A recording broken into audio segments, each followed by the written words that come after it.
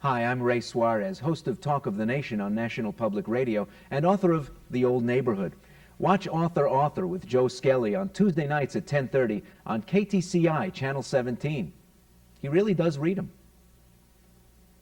The following program is sponsored by Hungry Mind, an independent and locally owned bookstore which has proudly served the Twin Cities for 29 years.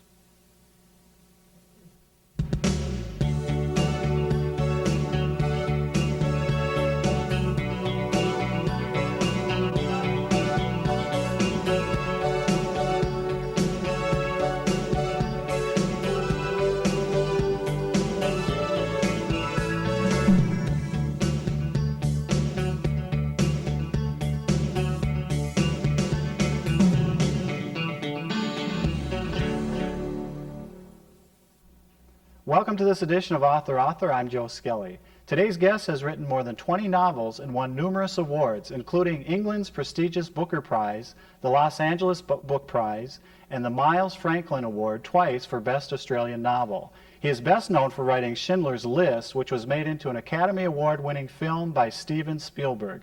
Thomas Keneally is here with a landmark work of nonfiction called The Great Shame and the Triumph of the Irish in the English-Speaking World. Born in New South Wales, Australia in 1935, Keneally was educated at St. Patrick's College and St. Patrick's Seminary in New South Wales, and later taught English history at the high school level.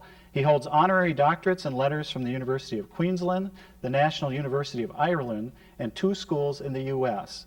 Also an accomplished playwright and scriptwriter, Keneally's Silver City received the Critics Circle Award for Best Screenplay in 1985. He's also written several travel books on the American Southwest and Ireland, and several shorter works for such publications as Time, Newsweek, and the New York Times Book Review.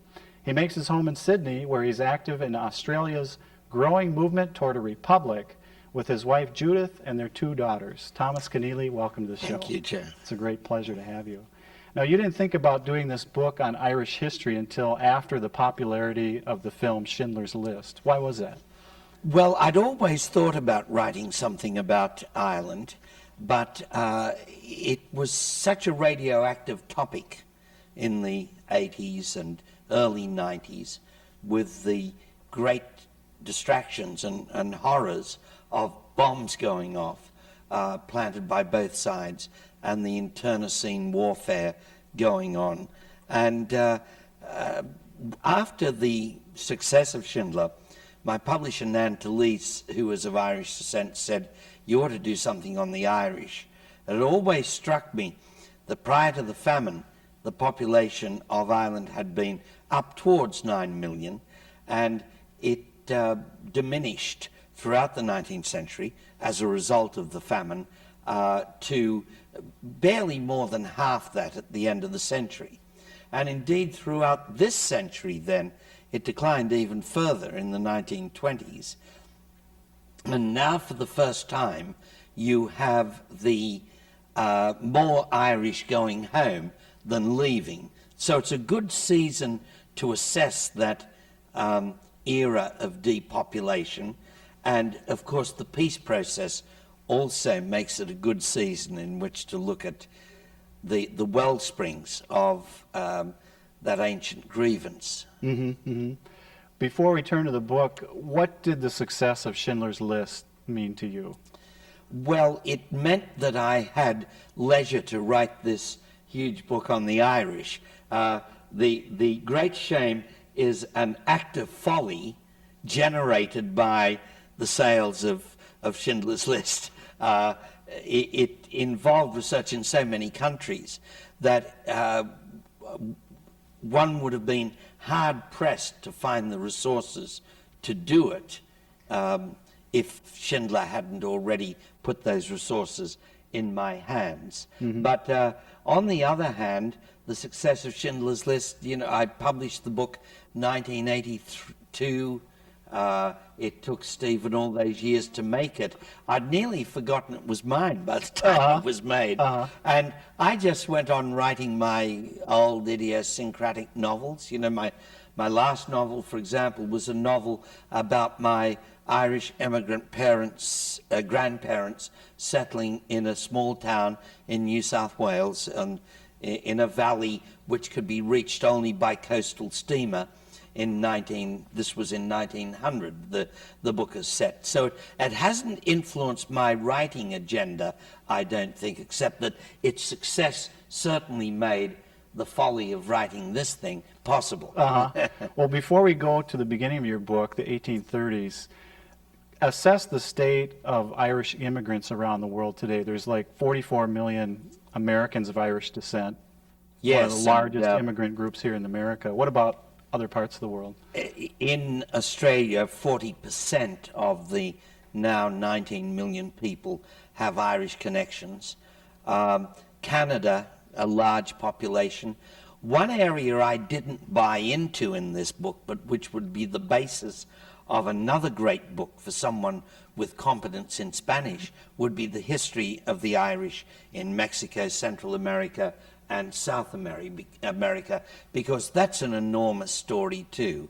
But I concentrated on the English-speaking world because that was the part of the world that the Australian convicts, or the Irish convicts to Australia, had an acquaintance, the strongest acquaintance with. And when they escaped, if they escaped, they always escaped to America. You started the book with an Irish convict, Hugh Larkin, who was an ancestor of your wife. Why Hugh Larkin? Why did you start the book with him? Well, in 1988, the Irish made a gift of every record they had on every Irish convict sent to Australia. They made a gift of this database to the Australian people, and it's a much appreciated gift. And in my Judy's great-grandfather's record file, there is a letter from his wife left back in Ireland, pleading with Dublin Castle, the centre of English administration in Ireland, pleading with Dublin Castle that she be sent out to join her husband in his servitude with her 2 children. She was never sent, and that seemed so tragic to me. She remained in Ireland to face the famine on her own. And I thought that with Hugh Larkin, my wife's great-grandfather, and with his wife back in Ireland, here were 2 basically anonymous, virtually anonymous Irish peasants. But if you grabbed onto them, you could have a look at everything that was unsatisfactory about Ireland. The system of land tenure, the tiny marginal amounts of land on which peasants such as they were required to exist, the awful condition of the courts, and of course Esther facing on her own with her 2 children, of course, the famine. And there was a third figure in this triangle, because my wife's real great-grandmother is a 5'1.5" shoplifter from Limerick, who was transported on a ship of Irish women, and it was ultimately she who became Judy's great-grandfather, my wife's great-grandfather's Australian wife. And so if you look at what motivated their crimes in Ireland and the experience of their transportation and the way they behaved in Australia, you can learn a great deal about both Ireland and the diaspora, Ireland and the scattered people of Ireland. How would you compare the Irish diaspora with other European emigres to North America mainly? Well, the Irish were the first big load of immigrants to bring their apparent strangeness, their speaking of the Irish language, in many cases their papism, their Catholicism, their exuberance as regards music and song, and as regards conversation and drink, and their melancholy, and all other aspects of the Irish character into America. So they were the first big challenge to nativist America, to sort of, I don't like the term, but shorthand, to WASP America. You know? And they were greeted with huge suspicion, and the Know Nothing Party was opposed to their entry to America, and was certainly opposed to their cultural and religious habits. There were anti-Irish riots in America in the 1840s. It was believed that they could not be true Americans because they had this other allegiance that was not the identifiable allegiance of American progressive Protestantism. And so they had a long road to hoe to get into the middle of American society. And indeed, they were the industrial fodder, they were the cannon fodder for the building of canals, the building of railroads, and so on. They lived in frightful conditions in the slums of New York and Boston, Chicago, even out here in Minneapolis. And they, on the other hand, although they were overrepresented in the asylums, the tuberculosis hospitals and so on, overrepresented in the death figures. Although there were only a quarter of the population of these cities, they contributed massively to the mortality rate. Despite that, they were busily taking over the political machines of various cities. One of my favorite convicts, Irish convicts sent to Australia, was a man called Thomas Francis Maher, who was a great orator, Maher of the Sword, he was called. And he would ultimately escape to the US after serving time in Australia. His arrival in the US would be greeted with enormous Irish enthusiasm. And yet, upon arrival, he was aware of this contradiction. In Sweeney Shambles in downtown New York, the death rate was up towards 20%. Which meant that life expectancy was, for many people, was only 4 or 5 years. Tuberculosis was declared by the Archbishop of New York to be the Irish death. It was so typical of the Irish. The Irish were overrepresented also in the ranks that you find all the dispossessed overrepresented, namely prostitution. Prostitution was nearly unknown in rural Ireland, and yet here, with the disorientation and the sense of being cast up on a strange shore and shortage of money, families broke down, and Irish women turned to prostitution. Not all of them, but they were substantially represented amongst the prostitute population of all the eastern seaboard cities. And so that's what you had on one hand. On the other hand, they all brought with them a political passion which had been engendered in them by the great Daniel O'Connell, the famous liberator. Now, he was an Irish politician in the House of Commons, and he created two of the first mass movements of Europe. The mass movement to do away with penal laws against the Irish Catholics. It was called Catholic Emancipation. And the peasant could take part in O'Connell's endeavours on their behalf by contributing a penny a month or a halfpenny a month at Mass to the wardens of the Catholic Association.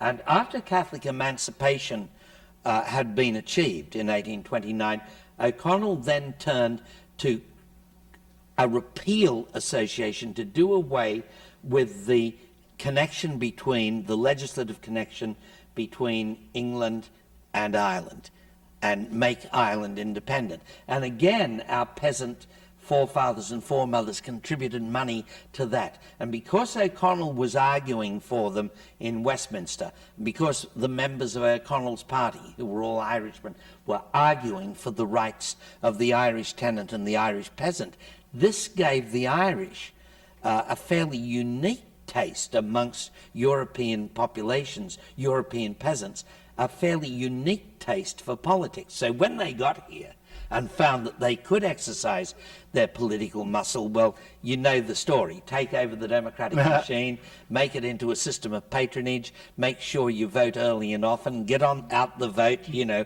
heavy party machine stuff.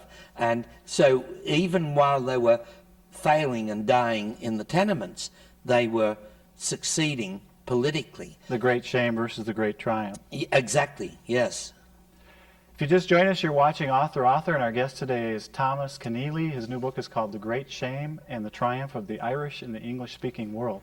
One of the surprising things to me reading the book is the convicts that were shipped over to Australia. These crimes were so minor, some of them.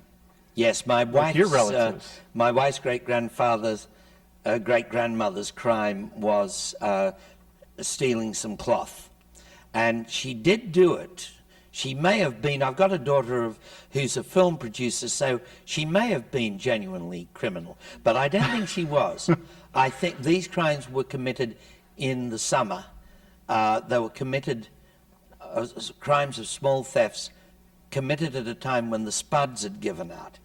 Committed often by young mothers of families, as she was. She had 2 very small children. And she was transported to Australia, and I don't think I'm being sentimental in giving that picture of her, because she was never charged with a crime in Australia. Neither were any of her children, grandchildren or great-grandchildren or great-great-grandchildren. So obviously not a member of a criminal class. Hugh was transported for life for belonging to a cell of peasant activists opposed to the power of landlords.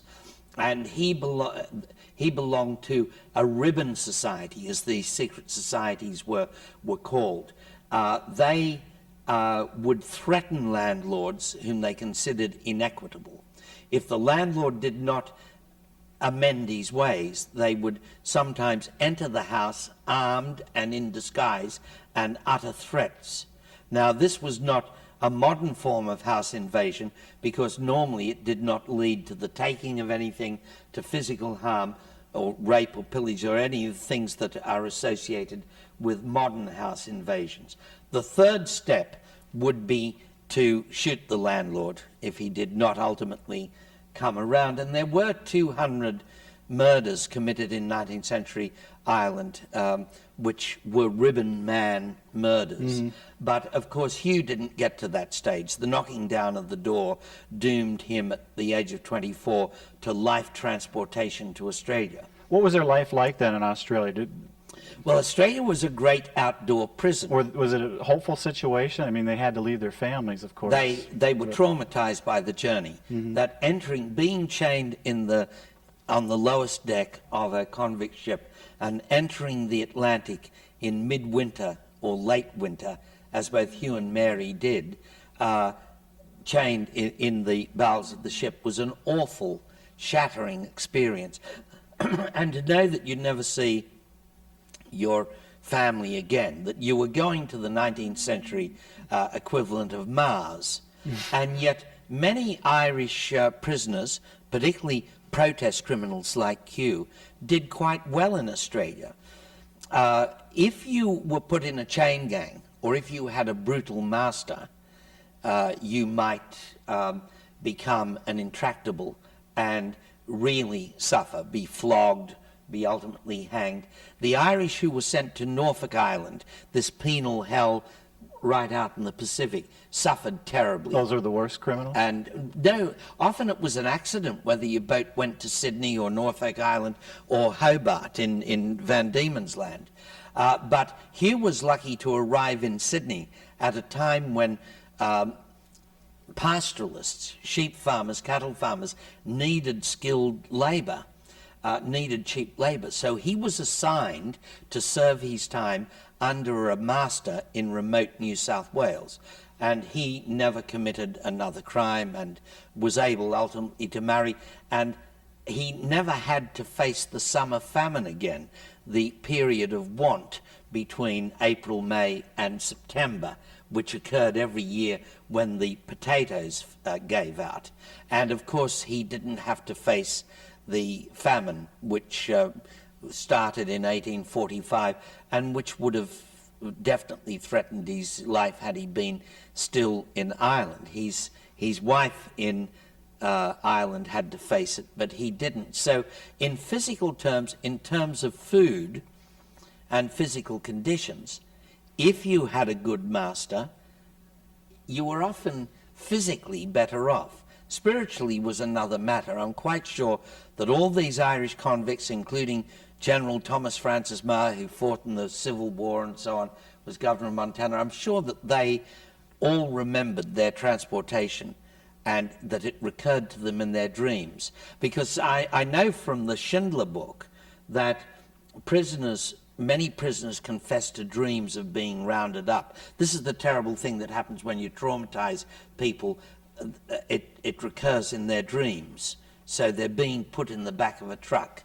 And I'm sure the dreams of transportees, Irish convicts to Australia, were all about that terrible claustrophobia, that terrible loss of freedom.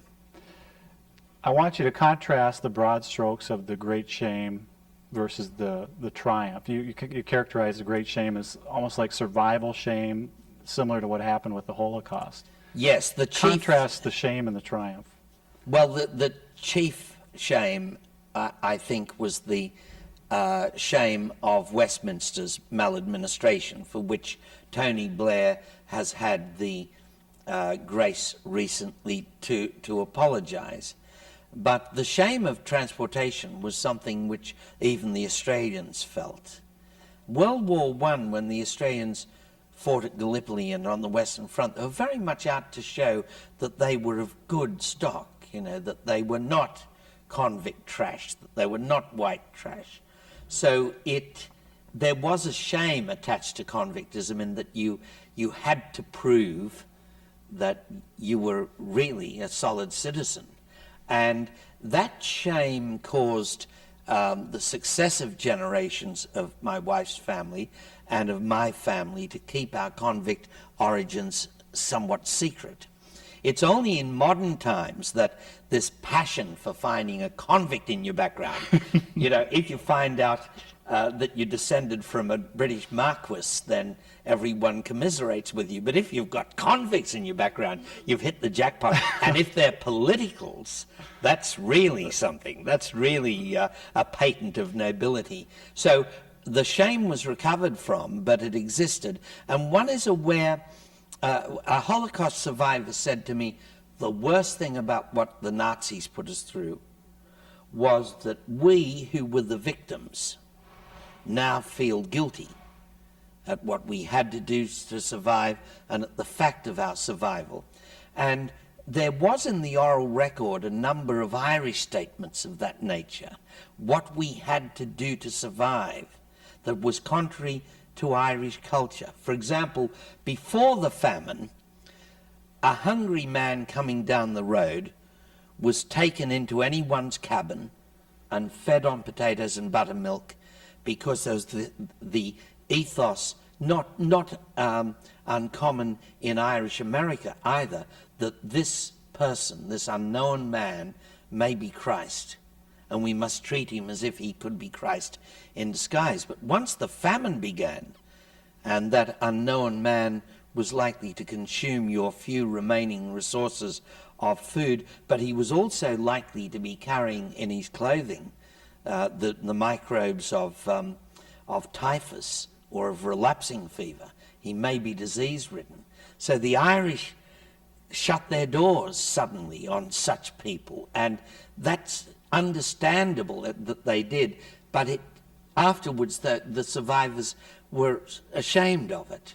Whereas, of course, the main shame should have resided with Dublin Castle and with the Parliament at Westminster, which totally misunderstood the famine and was partly motivated by racist hubris against the Irish and by other factors.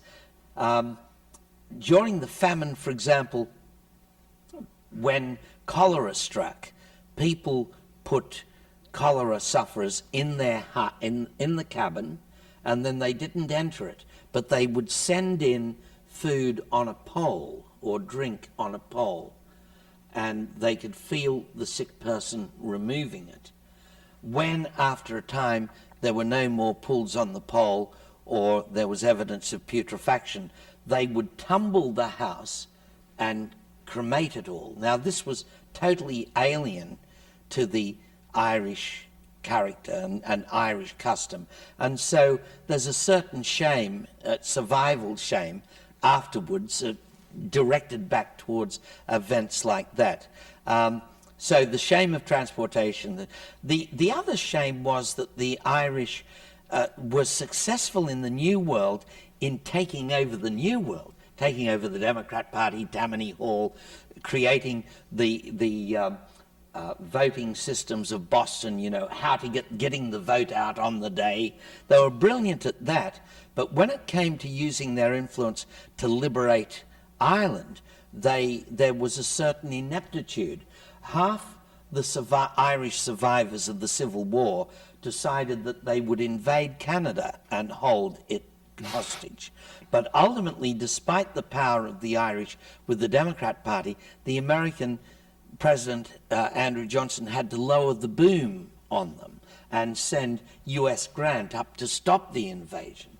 And the other half then, the other faction of Fenians made up of survivors of the Civil War, went to Ireland and England and began campaigning. But this divided intent,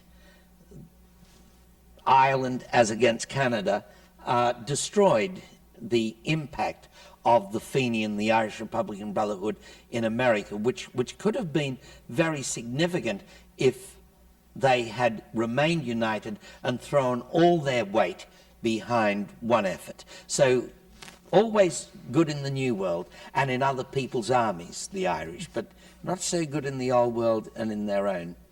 We want to thank Thomas Keneally for being here. The new book is called The Great Shame. What did you gain personally from doing all this research and this massive narrative history? Well, I don't want to sentimentalize the convicts or the Irish or whatever, but it's great. I felt a pride in where I came from. You know, sort of thank God I'm a country boy. It's not, in this case, it's thank God I'm a convict boy. And proletarian convicts.